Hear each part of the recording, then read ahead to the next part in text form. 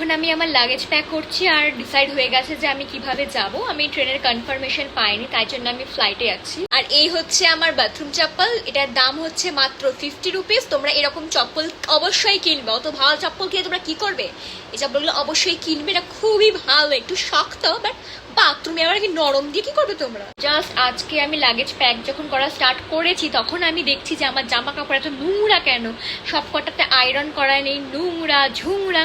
এখন ওই জন্য আমার মা আমার সাথে খ্যাটখ্যাট খ্যাটখ্যাট খ্যাটখ্যাট খ্যাটখ্যাট করছে। বেসিক্যালি আমি তো আমার লাগেজ প্যাক করছি না, আমার লাগেজ প্যাক করে দিচ্ছে আমার মা। তার কারণ হচ্ছে আমি লাগেজ প্যাক করতে ভালো পারি না। ও মাই গড। আর আমার মা আমাকে এত মেডিসিন দিয়ে দিয়েছে, ইউ নো ভাই। তার কারণ হচ্ছে মায়ের নাকি আমার প্রতি ভরসা নেই, কোথায় কখন কি হয়ে যাবে, তো সেই জন্য আমাকে মেডিসিন দিচ্ছে। কি কি মেডিসিন? পেট ব্যথা, লুজ মোশন, তারপরে আমি তো ওখানে গিয়ে বানাবো স্লো মোশন, কিন্তু আমার মা আমাকে দিয়েছে লুজ মোশনের ওষুধ।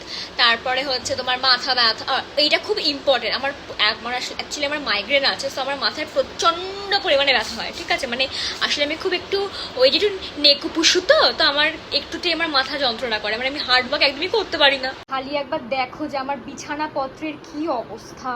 ভাই প্যাকিং কিন্তু অনেক ঝামেলার একটা জিনিস, বুঝলি। এটা এটা মানে এটা রয়ে যাচ্ছে তো ওইটা ঢুকাচ্ছি না, ওটা ঢুকাচ্ছে ওটা এক্সট্রা ঢুকে যাচ্ছে, মানে অদ্ভুত কিন্তু প্যাকিং জিনিসটা। এটা প্যাকিং কিন্তু একটা আর্ট ভাই। প্রবলেমটা আমার একটাই লাগছে যে আমার লাগেজ 15 কেজির ওপরে না উঠে যায়। মোটামুটি আমার এখন গোছকাজ কমপ্লিট হয়ে গেছে। বাই দ্য ওয়ে, আমি তোমাদেরকে এটা বলিনি না এখনো যে আমি এক্স্যাক্টলি কোথায় যাচ্ছি। ও মাই গশ, আজকে টাইম হয়ে গেছে, আমি নেক্সট ভিডিওতে অবশ্যই জানাবো। টাটা।